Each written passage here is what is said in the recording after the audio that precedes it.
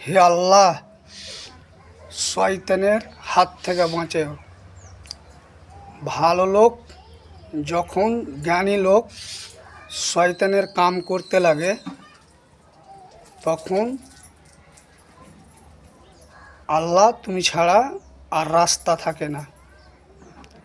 হে আল্লাহ, তুমি তো শয়তানকে পাওয়ার দিয়েছো, কিন্তু মানুষ যখন ভালো জ্ঞানী লোক শয়তানের কামে নেমে যায়, তখন আল্লাহ তুমি ছাড়া একমাত্র বাঁচাবার রাস্তা আর থাকে না।